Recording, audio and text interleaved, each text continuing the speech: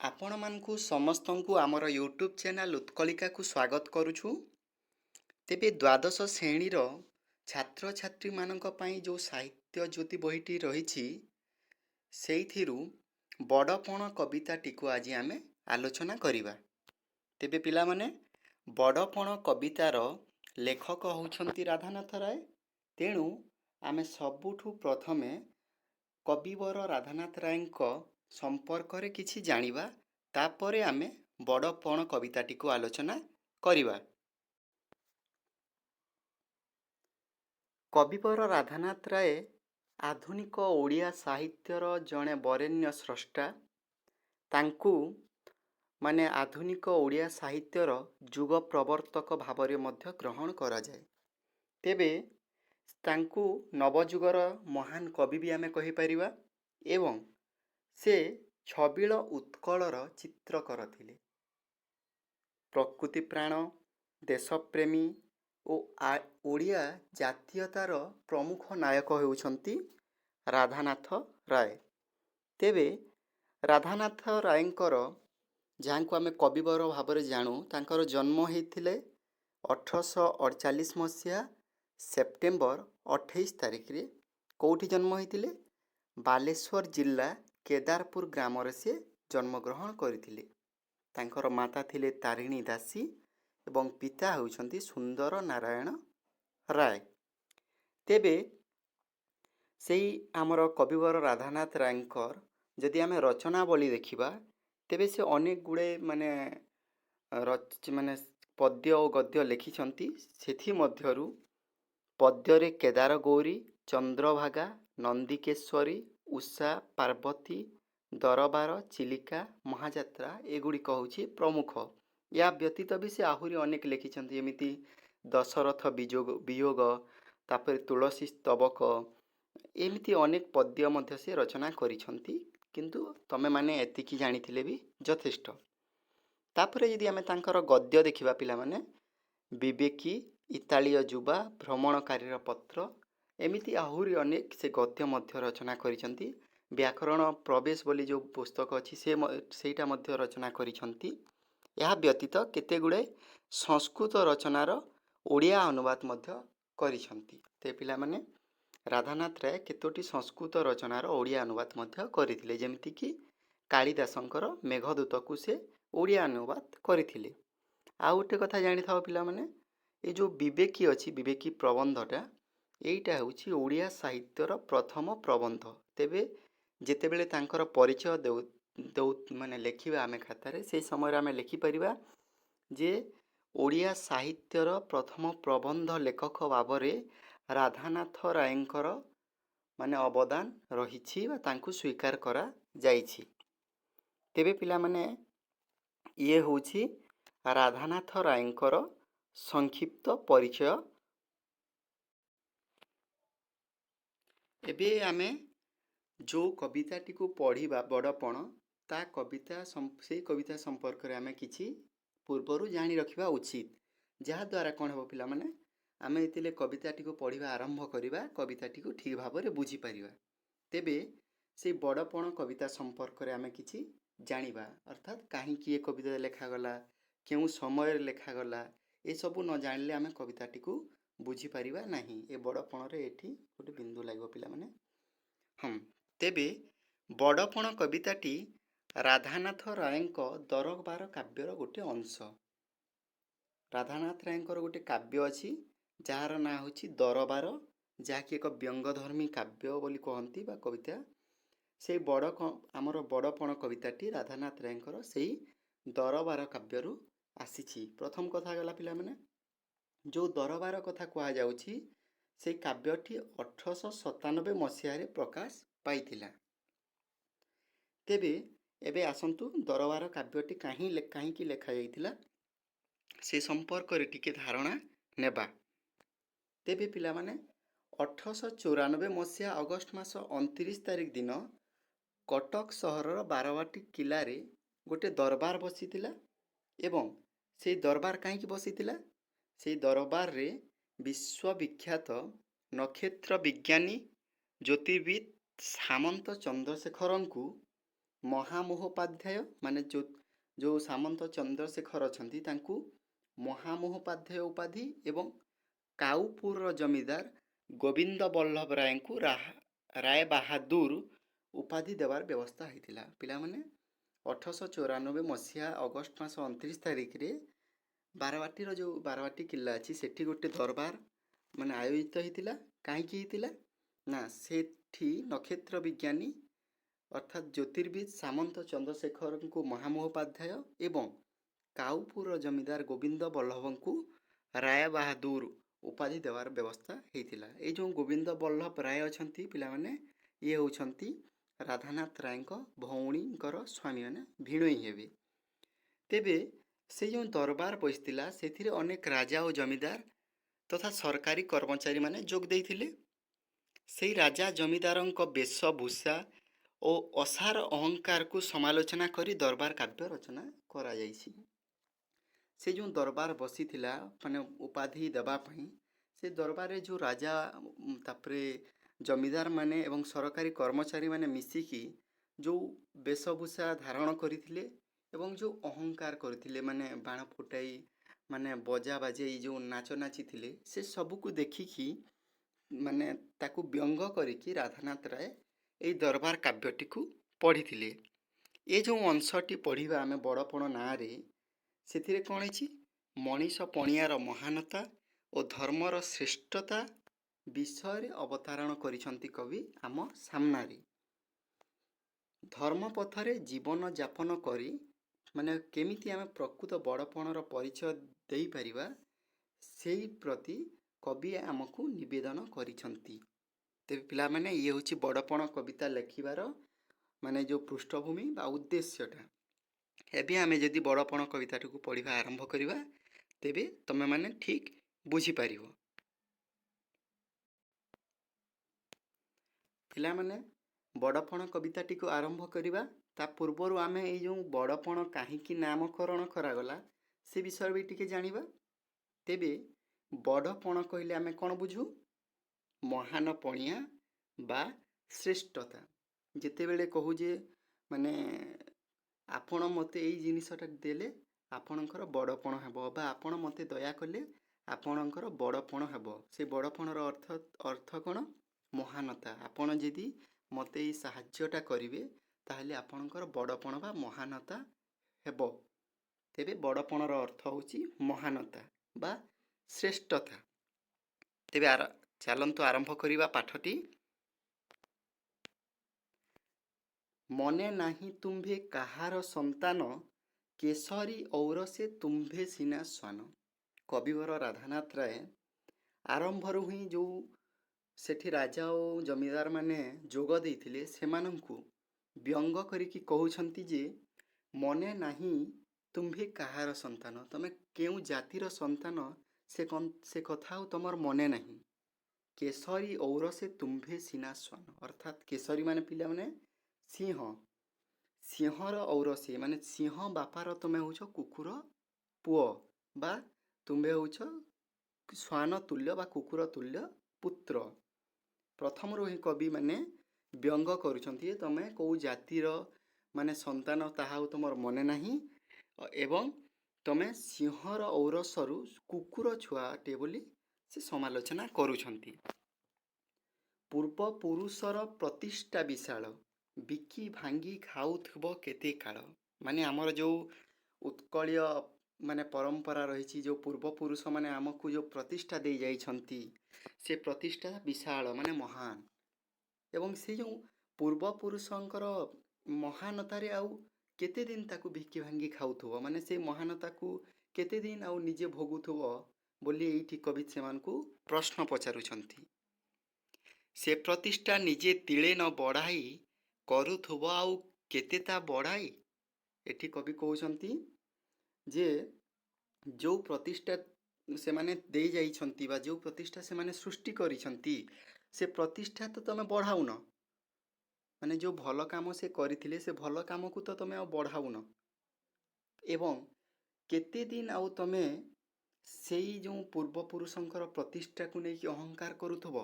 ଅର୍ଥାତ୍ ତମେ ବି କିଛି କର, ସେମାନେ ଯେଉଁ ଅର୍ଜନ କରିଥିଲେ ମାନେ ଗର୍ବ ଗୌରବ, ସେ ଗୌରବକୁ ତମେ ତ ଟିକେ ବି ବଢ଼ାଇ ପାରୁନ। ଆଉ ନ ବଢ଼ାଇକି ତମେ ମାନେ ଅହଙ୍କାର କେମିତି କରିପାରୁଛ? ସେଇ କଥା ପ୍ରଶ୍ନ ପଚାରୁଛନ୍ତି ଯେ ଆଉ କେତେ ଦିନ ତମେ ସେ ପୂର୍ବପୁରୁଷଙ୍କର ଗର୍ବ ଗୌରବକୁ ନେଇ ଅହଙ୍କାର କରୁଥିବ, ସେଇ କୋଣାର୍କକୁ ନେଇ ଅହଙ୍କାର କରୁଥିବ? କେବେ ନିଜେ ମାନେ ଗୋଟେ ନୂଆ ପ୍ରତିଷ୍ଠା କରିବ, ବା କୋଣାର୍କ ପୁରୀ ପରୀକ୍ଷା ଗୌରବ ହଉ, ବା ସେଇ ଯେଉଁ କଳିଙ୍ଗର ଯେଉଁ ନୌବାଣିଜ୍ୟ ହଉ, କେବେ ଆଉ ସେଇ ଜିନିଷ ଗୁଡ଼ାକୁ ନିଜେ ବଢ଼ାଇବ?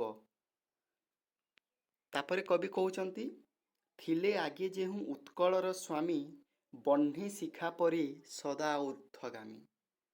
ଅର୍ଥାତ୍ ସ୍ୱାମୀମାନେ କ'ଣ ପିଲାମାନେ? ସ୍ୱାମୀମାନେ ହେଉଛି ପ୍ରଭୁ ବା ମାଳିକ ବା ରାଜା। ଥିଲେ ଆଗେ ଯେଉଁ ଉତ୍କଳର ସ୍ୱାମୀ, ମାନେ ଯେଉଁମାନେ ଉତ୍କଳର ରାଜା ଥିଲେ ବା ଯେଉଁମାନେ ପ୍ରଭୁ ଥିଲେ, ସେମାନେ କେମିତି ଥିଲେ? ବହ୍ନି ଶିଖା ପରି ସଦା ଊର୍ଦ୍ଧ୍ୱଗାମୀ। ବହ୍ନି ମାନେ ନିଆଁ। ପିଲାମାନେ ନିଆଁ ଜଳିବାର ଦେଖିଛ? ନିଆଁ କ'ଣ ତଳକୁ ଯାଏ? ନିଆଁ ଉପରକୁ ଉଠେ। ତ ଯେଉଁ ପୂର୍ବପୁରୁଷର ଉତ୍କଳର ସ୍ୱାମୀମାନେ ଥିଲେ, ସେମାନେ ନିଆଁ ପରି ଊର୍ଦ୍ଧ୍ୱଗାମୀ ଥିଲେ, ତାଙ୍କର ଚେତନା ଊର୍ଦ୍ଧ୍ୱଗାମୀ ଥିଲା। ତେବେ ସେଇ ଉତ୍କଳର ସ୍ୱାମୀ ଯିଏକି ବହ୍ନି ଶିଖା ବା ନିଆଁ ଶିଖା ପରି ଊର୍ଦ୍ଧ୍ୱଗାମୀ ଥିଲା, ତୁମ୍ଭେ ହୋଇ ସେହି ବଂଶର ସନ୍ତତି, ଜଳଧାରା ପରି ହେଲ ଅଧୋଗତି। ମାନେ ଯେଉଁ ପୂର୍ବପୁରୁଷ ମାନେ ଊର୍ଦ୍ଧ୍ୱଗାମୀ ନିଆଁ ପରି ଉପରକୁ ଉଠୁଥିଲେ, ତାଙ୍କର ସନ୍ତତି ମାନେ ସନ୍ତାନ ପୁଅ ଝିଅ ହେଇକି ତମେ ଜଳଧାରା ପରି ହେଲ ଅଧୋଗତି। ମାନେ ଜଳ ଯେମିତି ଉଚ୍ଚରୁ ନିଚକୁ ମାନେ ଗଡ଼ିଯାଏ, ସେମିତି ତମେ ଉଚ୍ଚରୁ ନିଚକୁ ଗଡ଼ି ଯାଉଛ। ଅର୍ଥାତ୍ ଏଠି ଜଳଧାରା ଯେଉଁ ରାଜା ଓ ଜମିଦାରମାନେ ଯୋଗ ଦେଇଥିଲେ ତାଙ୍କୁ, ତାଙ୍କର ଗତିକୁ ଜଳଧାରାର ଗତି ବୋଲି କବି ତୁଳନା କରୁଛନ୍ତି। ତ କଥାଟା କ'ଣ ହେଉଛି ଯେ ଆମର ପୂର୍ବପୁରୁଷମାନେ ଥିଲେ ଊର୍ଦ୍ଧ୍ୱଗାମୀ, ସବୁବେଳେ ଉନ୍ନତିକୁ ସେମାନେ ଦେଖୁଥିଲେ। କିନ୍ତୁ ତମେ ତାଙ୍କରି ସନ୍ତାନ ହେଇକି ଏଇ ଅବନତିକୁ କେମିତି ଗ୍ରହଣ କରି ନେଇପାରୁଛ? ଏଇ କଥାଟା କହୁଛନ୍ତି କବି। ତୁମ୍ଭ ପିତୃଗୁଣ ପରମ ଉଦାର, ରାଜ୍ୟ ମଣୁଥିଲେ ଏକ ପରିବାର। ମାନେ ତମର ଯେଉଁ ପିତୃଗଣ ବା ପୂର୍ବପୁରୁଷ ଥିଲେ, ସେମାନେ ଉଦାର ଥିଲେ, ସେମାନେ ମାନେ ସହନଶୀଳ ଥିଲେ ଏବଂ ରାଜ୍ୟକୁ କ'ଣ ମଣୁଥିଲେ? ଗୋଟିଏ ପରିବାର। ସେମାନେ ରାଜ୍ୟକୁ ଏକ ଭୋଗଶାଳା ବା ଉପଭୋଗ କରିବାର ମାଧ୍ୟମ ନ ଭାବିକି ଗୋଟେ ପରିବାର ଭାବୁଥିଲେ, ସେଇ ପରିବାରର ମୁରବୀ ଭାବୁଥିଲେ। ଅର୍ଥାତ୍ ସ୍ନେହ ପ୍ରେମ ଭଲ ପାଇବାକୁ ନେଇକି ସେ ଗୋଟିଏ ପରିବାର ଗଠନ କରିଥିଲେ। କାହିଁ ଗଲା ସେହି ପ୍ରାଚୀନ ସୁଧାରା, ରାଜା ପ୍ରଜା ଏବେ ହେଲେ ବାଜପାରା। ଏଠି କବି ପୁଣି ମାନେ ବିସ୍ମିତ ହେଉଛନ୍ତି, ଆଶ୍ଚର୍ଯ୍ୟ ହେଉଛନ୍ତି ଯେ ସେଇ ଯେଉଁ ରାଜ୍ୟକୁ ପରିବାର ଭାବୁଥିବା ପୂର୍ବପୁରୁଷର ମାନଙ୍କର ସେ ଯେଉଁ ସୁଧାରା, ମାନେ ଭଲ ନିୟମ ବା ଭଲ ଧାରା, ସେ ଧାରାଟା ଆଉ କୁଆଡ଼େ ଗଲା? ସେମାନେ ଉତ୍ତମ ପ୍ରଥାଟା କୁଆଡ଼େ ଗଲା? ଯେଉଁ ଉତ୍ତମ ପ୍ରଥାରେ ରାଜ୍ୟକୁ ଗୋଟେ ପରିବାର ଭାବୁଥିଲେ ରାଜାମାନେ, ଏବେ ରାଜାମାନେ କେମିତି ହେଲେଣି? ରାଜା ପ୍ରଜା ଏବେ ହେଲେ ବାଜପାରା। ମାନେ ରାଜା ହେଲେ ବାଜ ମାନେ ଛଞ୍ଚାଣ, ଏବଂ ପାରା ହେଉଛନ୍ତି ପ୍ରଜା। ଯେମିତି ଛଞ୍ଚାଣ ପକ୍ଷୀ ପାରାକୁ ଆକ୍ରମଣ କରେ, ସେମିତି ବର୍ତ୍ତମାନର ଯେଉଁ ରାଜା ଓ ପ୍ରଜାମାନେ ରାଜା ଅଛନ୍ତି, ସେମାନେ ପ୍ରଜାମାନଙ୍କୁ ଶୋଷଣ କରୁଛନ୍ତି ବାଜ ପକ୍ଷୀ ପରିକା। କାଢ଼ି ନେଲା ରାଜା ଭୋଗ ଅଭିଳାଷ, ପ୍ରଜା ମୁଖୁ ତାଙ୍କ ସମାର୍ଜିତ ଅଗ୍ରାସ। ମାନେ କାଢ଼ି ନେଲା ରାଜ ଭୋଗ ଅଭିଳାଷ, ମାନେ ଯେଉଁ ରାଜାମାନଙ୍କ ରାଜଭୋଗର ଅଭିଳାଷ ମାନେ ଇଚ୍ଛା, ରାଜଭୋଗ କରିବାର ଅଭିଳାଷାଟା ରାଜାମାନଙ୍କର କ'ଣ କଲା? ପ୍ରଜା ମୁଖୁ ତାଙ୍କ ସମାର୍ଜିତ ଗ୍ରାସ। ମାନେ ପ୍ରଜାର ମୁଖରୁ କାଢ଼ି ନେଲା ତାଙ୍କର ଯେଉଁ ଶ୍ରମ, ପରିଶ୍ରମ କରି ଯେଉଁ ଖାଇବା ସେମାନେ ମାନେ ନିଜ ପାଇଁ ସଞ୍ଚୟ କରୁଥିଲେ, ସେଇ ସମାର୍ଜିତ ଶ୍ରମକୁ ରାଜାମାନେ ନିଜର ଭୋଗ ବିଳାସ ପାଇଁ ଲୁଟି ନେଲେ। ଦେଶୀ ହୋଇ ତୁମ୍ଭେ ଆଚରିଲ ନୀତି, ନିର୍ମମ ବିଦେଶୀ ସର୍ବ ଶୋଷୀ ନୀତି। ତମେ ଏ ଦେଶର ହେଇକି ନିଜ ଦେଶର ଲୋକଙ୍କ ଉପରେ କେଉଁ ନୀତି ମାନେ ପ୍ରତିଦିନ ଦେଶୀ ହୋଇ ତୁମ୍ଭେ ଆଚରିଲ ନୀତି, ଦେଶୀ ହେଇକି ବି ପ୍ରତିଦିନ ତମେ କ'ଣ ଆଚରିଲ? ନିର୍ମମ ବିଦେଶୀ ସର୍ବଶୋଷୀ ନୀତି। ସର୍ବଶୋଷୀ ମାନେ ସବୁ ଶୋଷଣ କରୁଥିବା ନୀତି ନିୟମ। अर्थात तुम देशी लोक होइकी निज लोक उपरे कौन कल सर्व माने सबू शोषी नेबार जो नियम को लागू कल। निर्मम माने कठोर। बात्सल्ये न बांधी प्रजांकर चित्त विदेशी संगीने कल तांकु भीत। बात्सल्य माने स्नेहरे प्रेमरे माने प्रजा मानंकु स्नेह प्रेमरे बांधी न पारिकी बा तांको चित्त को माने निज आड़कू न नेकी तमे कौन कल विदेशी संगीने कल ताकू भीत। संगीने माने बंधुक पिला माने जो विदेशी बंधुक अच्छी से भीत माने डराइल। तेबे तमे प्रजा मानंकु जो जगार माने स्नेह प्रेम रे बांधी रखिबार थिला तांको चित्त को चित्त माने मन को बा हृदय को तमे सेया न करिकी स्नेह प्रेम रे न बांधिकी बंधुकर भय देखाई तांकु माने जोर जबरदस्त माने शोषण कल। गंथा घर हेला तुम्भर सर्वस्व सर्वस्व प्रसाद प्रसाद गाभी हस्ती अश्व माने गंथा घर माने जोठी सब जिनस पत्र को संचित करा जाए माल घर जगह को कहवा माने सी तुमर जो गोदाम घरटा से गोदाम घर रे कौन कल प्रासाद माने माने राजउआस को प्रासाद कह जाए से तमें गाभी माने गाई हस्ती माने हाथी अश्व माने घोड़ा माने हाथी घोड़ा गाई सबू को नहीं गल माने लुटी नहीं गल डकायत परीक्षा एवं निजर गोदाम घर को बढ़ाइल। राजधर्म हेला प्रजा धन बुहा मंत्री हेली खल खंट कान कुहा। कौन कहते एठी जे तमे जो राजधर्म पालन कल से राजधर्मर अर्थ कौन प्रजा धन बुहा माने तुम राजधर्म होची प्रजार धन संपत्ति को लुटी नेबा बा बोही नेबा एवं मंत्री किए हेले मंत्री हेले खल माने खराब लोक खंट माने डकायत एवं कान कुआ माने जे कान रे खंच मिछ मिछ सब कहे से होची कान कुहा। तेबे तुमर राजधर्म कौन है राजधर्म होची प्रजाधन को नेब बोही नेब शोषण करिब एवं मंत्री भाव में क्या माने नियुक्त करिछ खराब लोक दुष्ट लोक डकायत को कान कुहा लोक को। तापरे कौन कहउछंती तंडी दुखी रंक अरक्षित रांड विदेशी की खोआइल कुकुडांड न पाइले दुखी प्रजा खुद कुंडा नेले घी अटा सगे छाग मुंडा। एटी कौन कहउछंती कवि तंडी दुखी रंक अरक्षित रांड माने ए मान को शोषण करिकी दुखी रंक अरक्षित रंक माने दरिद्र अरक्षित जार केही नाहांती साहा नहीं रांड जे विधवा ए मान को तमे तंडी माने शोषण कल एवं कौन कल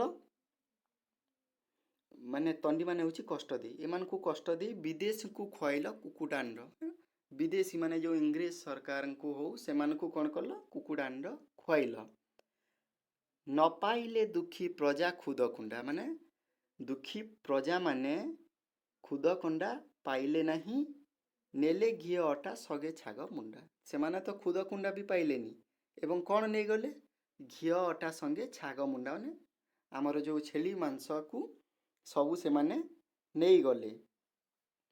तापरे कौन कहउछंती कांड ज्ञानहीन कांड पृष्ठ हुंडा कांड ज्ञानहीन माने कौन पिला माने माने आमको जेते माँ ने गाली करती लोक मैंने गाली करती कांड ज्ञानहीन कहती तो कांड ज्ञान नहीं किए कहती अर्थात जार सामान्य साधारण साधारण ज्ञान न थाए ताकू कांड ज्ञानहीन बोली कहती एवं कांड पृष्ठ हुंडा माने कौन पिला माने ज्ञान शून्य अस्त्र व्यवसायी माने जार ज्ञान नहीं एवं से अस्त्र व्यवसाय करुछि ताकू कांड पृष्ठ हुंडा कहती। कौन कहले एठी न पाइले दुखी प्रजा खुद कुंडा नेले घी अटा सगे छाग मुंडा कांड ज्ञानहीन कांड पृष्ठ हुंडा। दुखी रंकी माने खुद कुंडा न पाइला बेलकू राजा माने बा शोषक राजा माने कौन कले घी अटा संगे छाग मुंडा माने मांस छेली मांस को नहीं खाइले एवं से माने कौन कले कांड ज्ञानहीन कांड पृष्ठ हुंडा माने सामान्य ज्ञान मते तांकर नाही जे से माने एमिति शोषण करूछंती बा साधारण मनीष पणिया टिके तांकर नाही। अभीष्ट देवता कले लोभ प्रेत ନଚେତିଲ ଖାଇ ବିପଦର ବେତ। କହୁଛନ୍ତି ଯେ ସେମାନେ କ'ଣ କଲେ, ସେ ରାଜା ଶୋଷକ ରାଜାମାନେ ଲୋଭକୁ ମାନେ କ'ଣ କଲେ, ନିଜର ଇଷ୍ଟ ଦେବତା ଭାବରେ ପୂଜା କଲେ। ମାନେ ଲୋଭୀ ରାଜା ଗୁଡ଼ାକ ଏମିତି ଲୋଭ କରୁଛନ୍ତି ଯେମିତି ସେ ହେଉଛି ତାଙ୍କର ଇଷ୍ଟ ଦେବତା। ଅଭିଷ୍ଟ ମାନେ ଇଷ୍ଟ ଦେବତା। ନଚେତିଲ ଖାଇ ବିପଦର ବେତ, ମାନେ କେତେ କେତେ ବିପଦ ଆସିଲାଣି ତମ ପାଖକୁ, ତା ବିପଦର ମାଡ଼ ପଡ଼ୁଛି, ବେତ ମାଡ଼ ଯେଉଁ କୁହନ୍ତି, ସେଇଟା ଖାଇଲା ପରେ ବି ତମେ ସଚେତନ ହେଇପାରୁନ, ଚେତି ପାରୁନ ବୋଲି କବି ଏଠି କହୁଛନ୍ତି। ସଦା ହୋଇ ପାପ ଦ୍ରବିଣ ପ୍ରତ୍ୟାଶୀ, ପ୍ରଜା ମଧ୍ୟେ ପାପ ବୃଦ୍ଧିକୁ ମନାସି। ପାପ ଦ୍ରବିଣ ମାନେ ପାପ ଅର୍ଜିତ, ପ୍ରତ୍ୟାଶୀ ମାନେ ଆଶାୟୀ।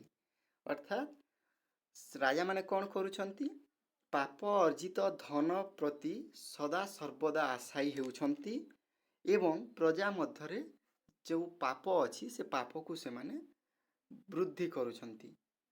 ମାନେ ପ୍ରଜାମାନଙ୍କ ପ୍ରତି ପାପ କରୁଛନ୍ତି, ଅନ୍ୟାୟ କରୁଛନ୍ତି। ରହିଥାଅ ଟାକି କରି ଜରିମାନା, ଧନେ ପୁରାଇବ ଲାଗି ମାଲ ଖାନା। ମାନେ ରହିଥାଅ ଟାକି ରହିଥାଅ। କ'ଣ ପାଇଁ ଟାକି ରହିଥାଅ?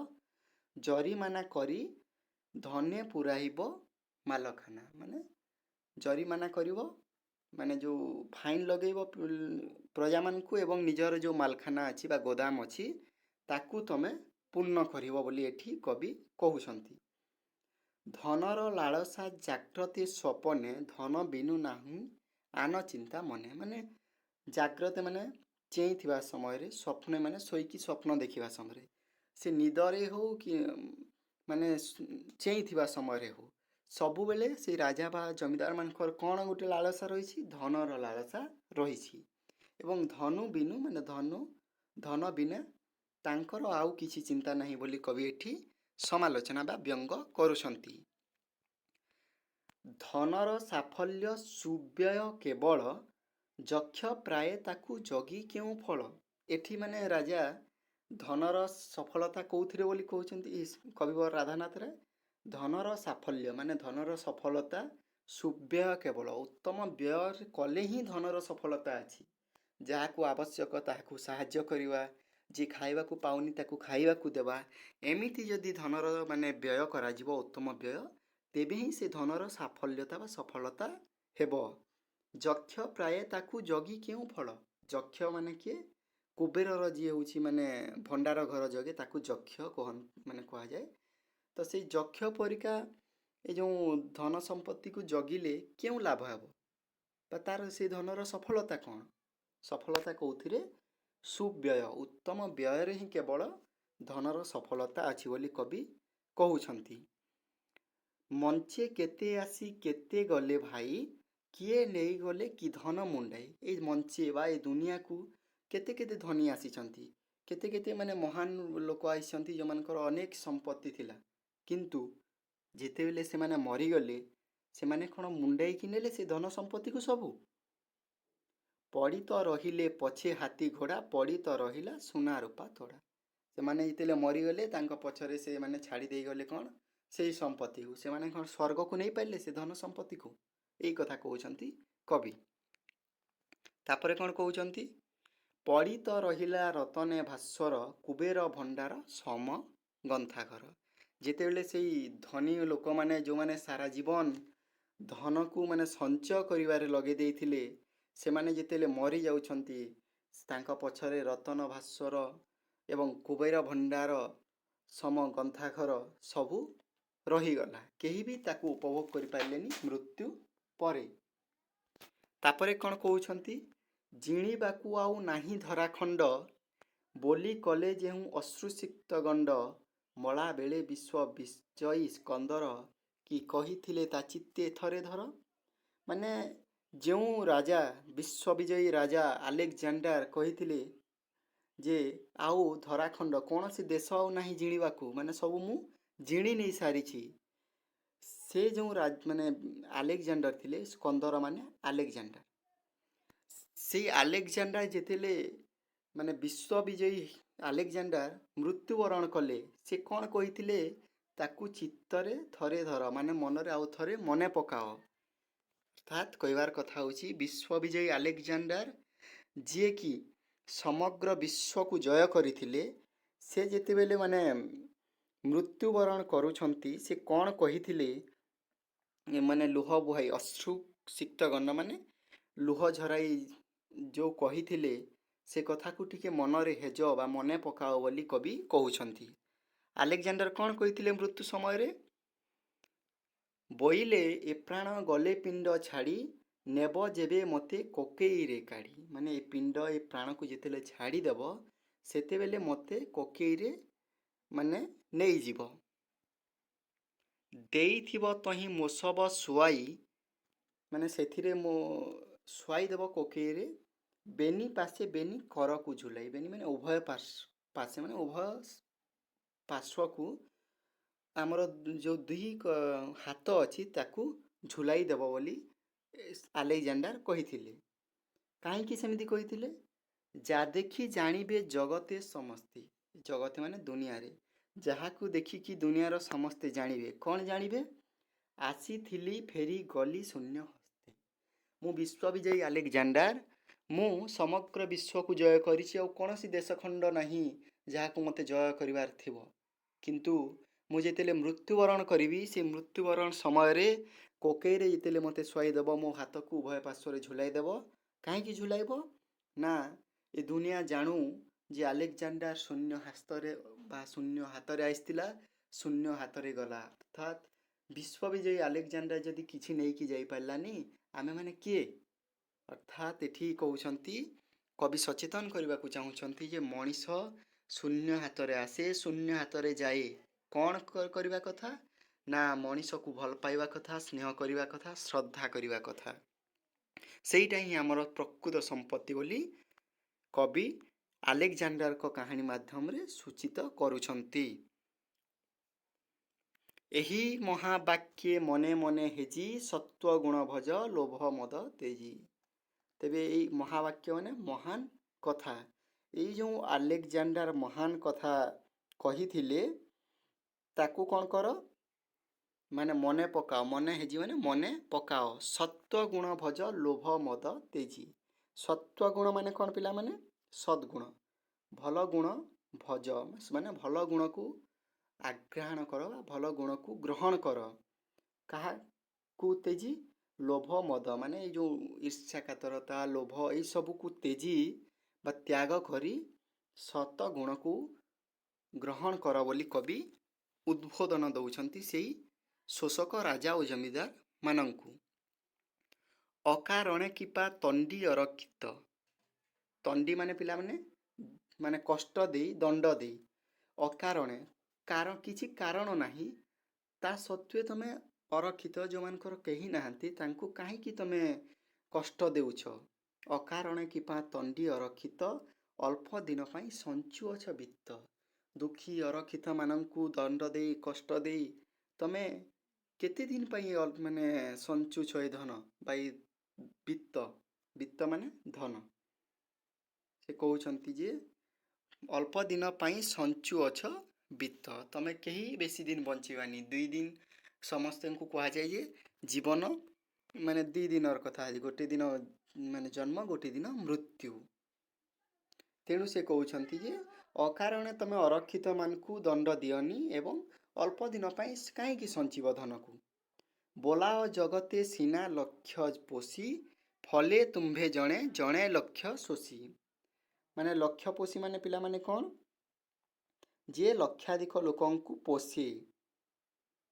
ମାନେ ଯିଏ ଲକ୍ଷାଧିକ ଲୋକଙ୍କୁ ପୋଷେ ତାକୁ ଲକ୍ଷ୍ୟ ପୋଷୀ କହେ। ବୋଲାଅ ଜଗତେ ସିନା ଲକ୍ଷ୍ୟ ପୋଷୀ ମାନେ ଜଗତରେ ତମେ କହି ହେଉଛ ସିନା ମାନେ ଲକ୍ଷ ଲକ୍ଷ ଲୋକଙ୍କୁ ପୋଷୁଛ ବୋଲି। ଫଳେ ତୁମ୍ଭେ ଜଣେ ଜଣେ ଲକ୍ଷ୍ୟ ଶୋଷୀ ମାନେ ତମେ ଲକ୍ଷ୍ୟ ପୋଷୀ ନୁହଁ, ତମେ ହେଉଛ ଲକ୍ଷ୍ୟ ଶୋଷୀ। ତମେ ଯଦି ବି କହୁଛ, ଦୁନିଆରେ ପ୍ରଚାର କରୁଛ ଯେ ଆମେ ମାନେ ପ୍ରଜାମାନଙ୍କୁ ପୋଷୁଛୁ, ପ୍ରଜାମାନଙ୍କର ପାଳନ କରୁଛୁ, କିନ୍ତୁ ତମେ ପ୍ରଜାମାନଙ୍କ ରକ୍ଷକ ନୁହଁ, ତମେ ହେଉଛ ପ୍ରଜାମାନଙ୍କର ଭକ୍ଷକ କହିକି ଏଠି ମାନେ କଟୁ ସମାଲୋଚନା କରୁଛନ୍ତି ରାଧାନାଥ ରାୟ।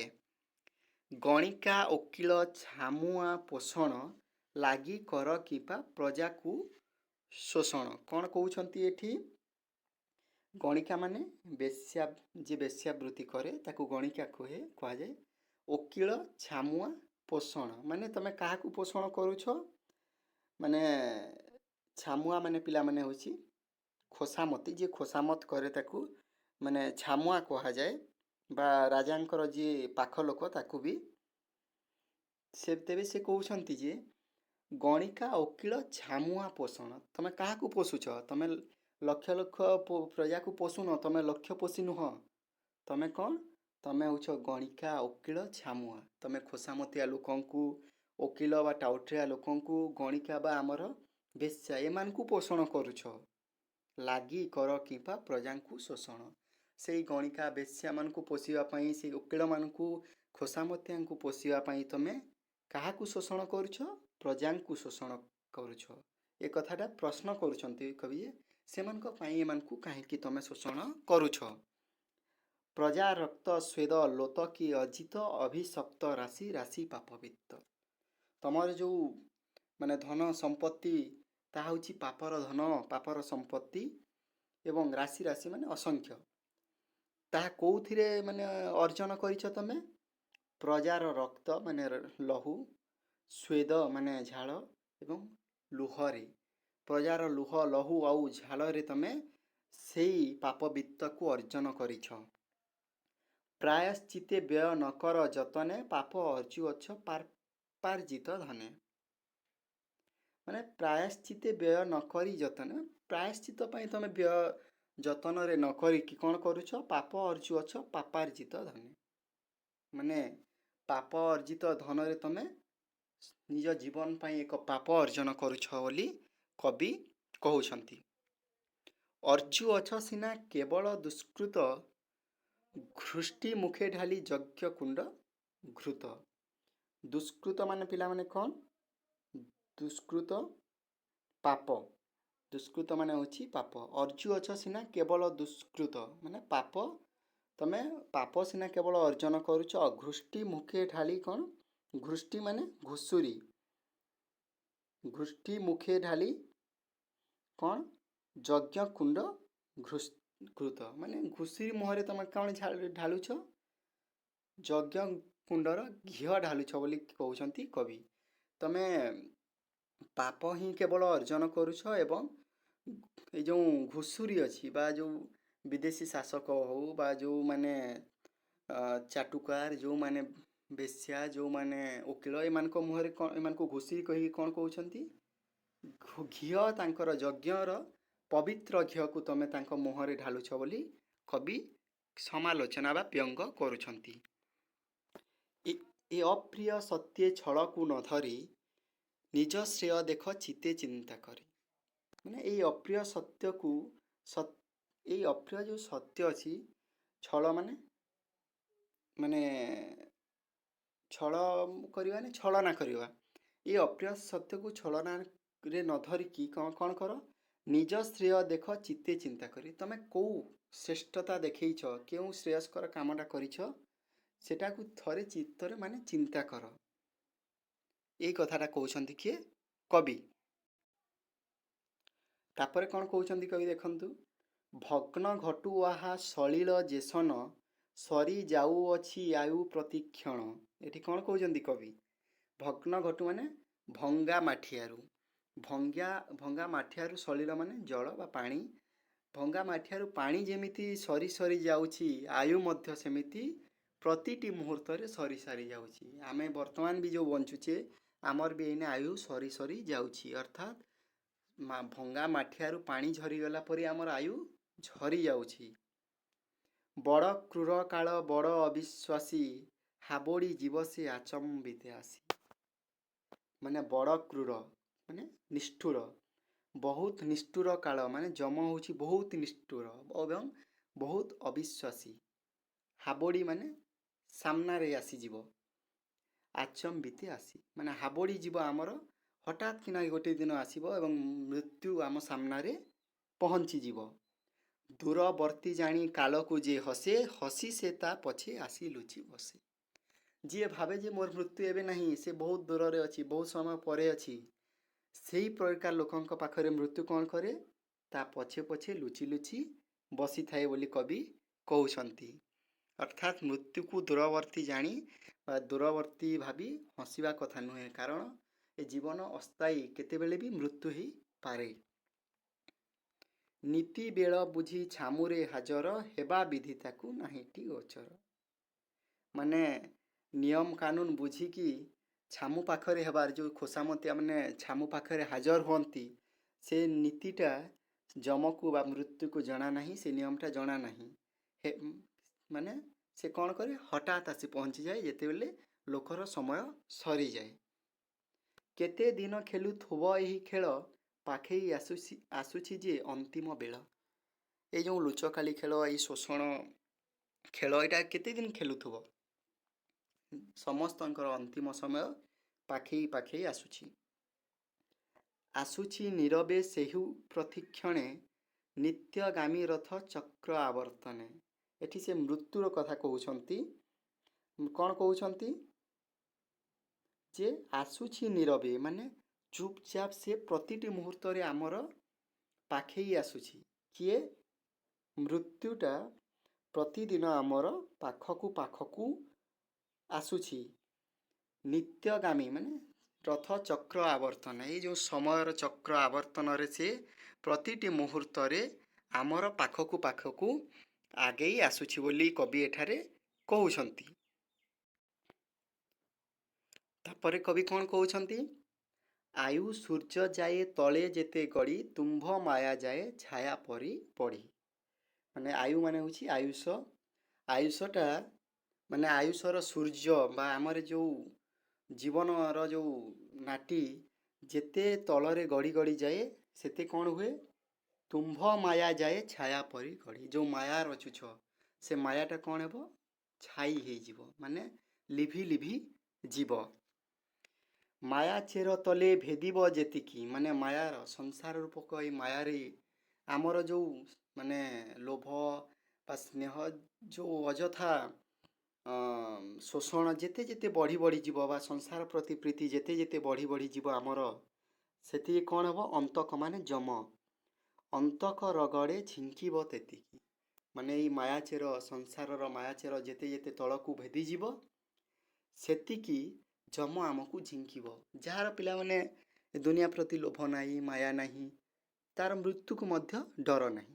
କିନ୍ତୁ ଯିଏ ଏ ଦୁନିଆରେ ମାନେ ପ୍ରତିଦିନ ଧନ ସଞ୍ଚୟ କରୁଛି, ପ୍ରତିଦିନ ମାନେ ଲୋଭ କରୁଛି, ସେ ମାନେ ତାକୁ ଡର ଲାଗିବ ଯେ ଧନ ସମ୍ପତ୍ତି ମୁଁ ଉପଭୋଗ କରିପାରିଲିନି ବୋଲି। ତେଣୁ ସେଇ କଥା କହୁଛନ୍ତି ଯେ ତୁମ୍ଭ ମାୟା ଚେର ତଳେ ଭେଦିବ ଯେତିକି, ଅନ୍ତକ ଯମ ରଗଡ଼ିବ ଝିଙ୍କିବ ସେତିକି। ରମ ସେତିକି ମାନେ ଝିଙ୍କାଝୁଙ୍କି କରିବ। ସେ କଠିନ ଝିଙ୍କା ଝିଙ୍କିରୁ ନିସ୍ତାର, ଲାଭ ଲାଗିଆକୁ ହୁଅ ହୁସିଆର।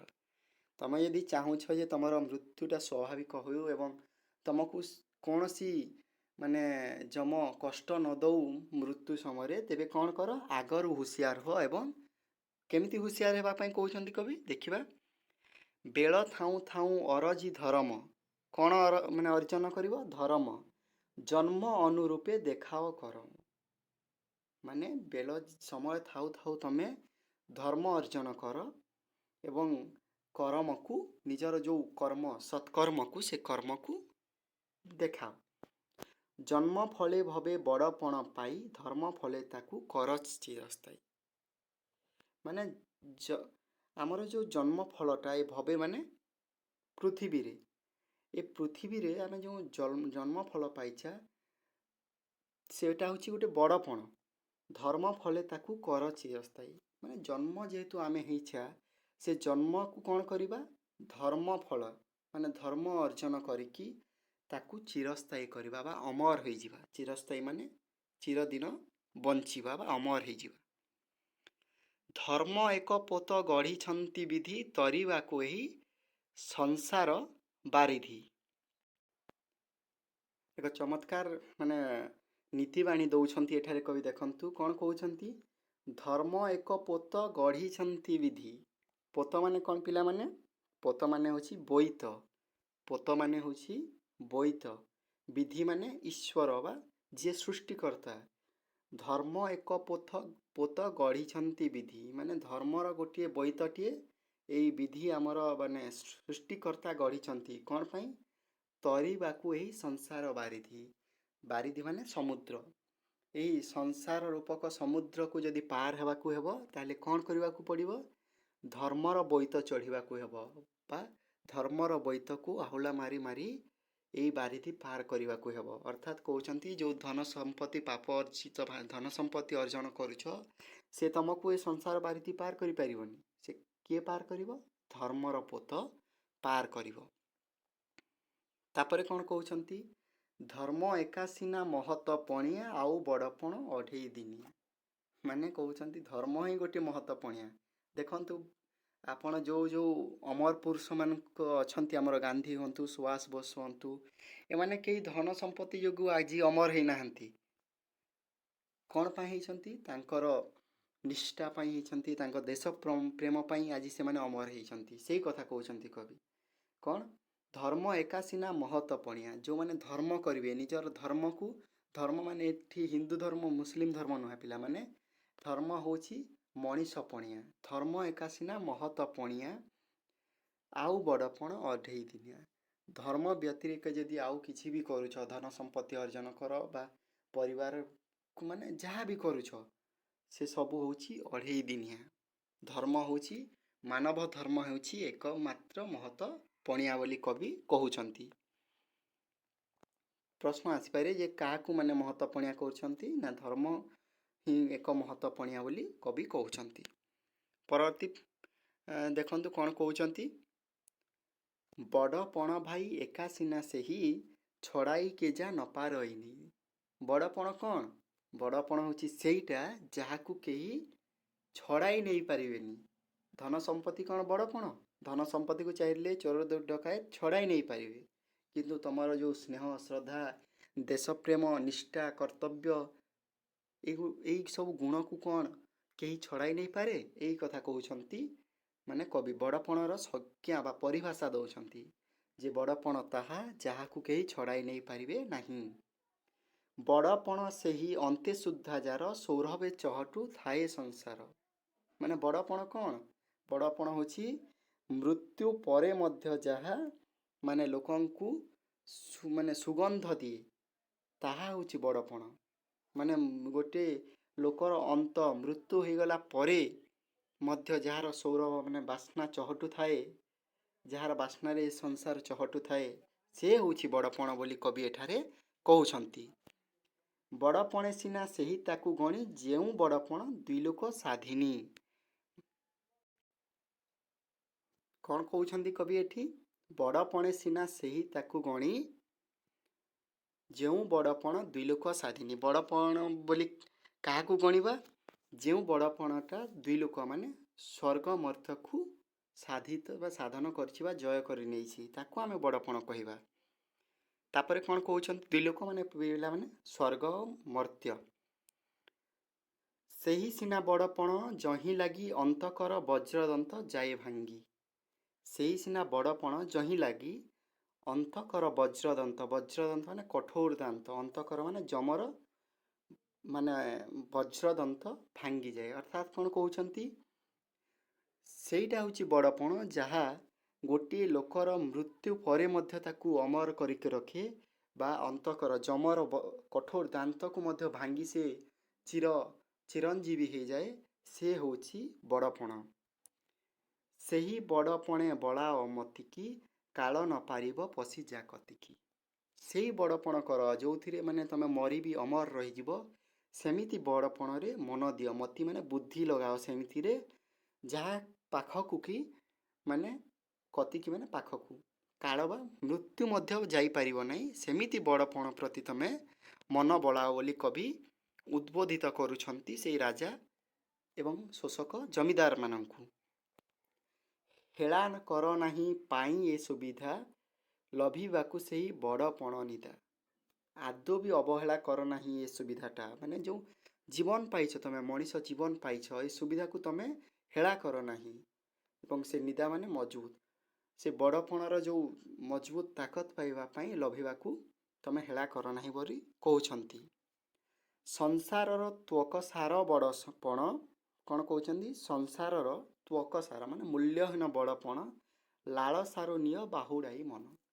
ଏ ଯେଉଁ ସଂସାରର ମୂଲ୍ୟହୀନ ବଡ଼ପଣ ଅଛି, ଧନ ସମ୍ପତ୍ତି ଅର୍ଜନ କରିବା, ରାଜଭୋଗ କରିବା, ବିଳାସ ବ୍ୟସନ କରିବା, ଏଇ ବଡ଼ପଣରୁ ନିଜର ମନକୁ ଫେରାଇ ନିଅ। କ'ଣ କର? ଉଦାସୀନ ନେତ୍ରେ ଦୁନିଆର ମାନ ଦେଖି କର ମନ ଧର୍ମେ ଏକଦାନ। ଉଦାସୀନ ନେତ୍ରେ କ'ଣ କର କହୁଛନ୍ତି? ଦୁନିଆର ମାନ ଦେଖି କର ମନ ଧର୍ମେ ଏକଦାନ। ମାନେ ଏଇ ମନକୁ ଉଦାସୀନ ନେତ୍ରରେ ଦୁନିଆକୁ ଥରେ ଦେଖ ଏବଂ ବୁଝ ଏବଂ ନିଜର ମନକୁ ଧର୍ମରେ ଏକନିଷ୍ଠ କର ବୋଲି ଏଠି କବି କହୁଛନ୍ତି। ରାଜଧର୍ମେ ଆତ୍ମତତ୍ତ୍ୱେ ଦେଇ ମତି ଉଚ୍ଚ ହୋଇ ଲଭ ଉଚ୍ଚତର ଗତି। ରାଜଧର୍ମ ପାଳନ କର ଏବଂ ଆତ୍ମତତ୍ତ୍ୱେ ରାଜଧର୍ମେ ଆତ୍ମତତ୍ତ୍ୱେ ଦେଇ ମତି। ରାଜଧର୍ମରେ ଆତ୍ମତତ୍ତ୍ୱ ମାନେ ନିଜକୁ ବୁଝ, ନିଜର ଜୀବନକୁ ବୁଝ, ସେଥିରେ ବୁଦ୍ଧି ଦେଇକି ଉଚ୍ଚ ହୋଇ ଲଭ ଉଚ୍ଚତର ଗତି ଏବଂ ଉଚ୍ଚ ହୋଇ ମାନେ ମହାନ ହୋଇ ଏକ ମହାନତା ପ୍ରାପ୍ତି କର ବୋଲି କବି କହୁଛନ୍ତି। ତେବେ ପିଲାମାନେ, ଇଏ ହେଉଛି ତମର ବଡ଼ପଣ କବିତା, ଯାହାକି ରାଧାନାଥ ରାୟ ଲେଖିଛନ୍ତି। ୟାର ପରବର୍ତ୍ତୀ ଭିଡ଼ିଓରେ ଆମେ କ'ଣ କରିବା? ଏଇ ଯେଉଁ ଆମର ବଡ଼ପଣ କବିତାଟି ଅଛି, ସେ କବିତାର ଯେଉଁ ପ୍ରଶ୍ନ ଉତ୍ତର ଅଛି ସେ ସମ୍ପର୍କରେ ଆମେ ଆଲୋଚନା କରିବା।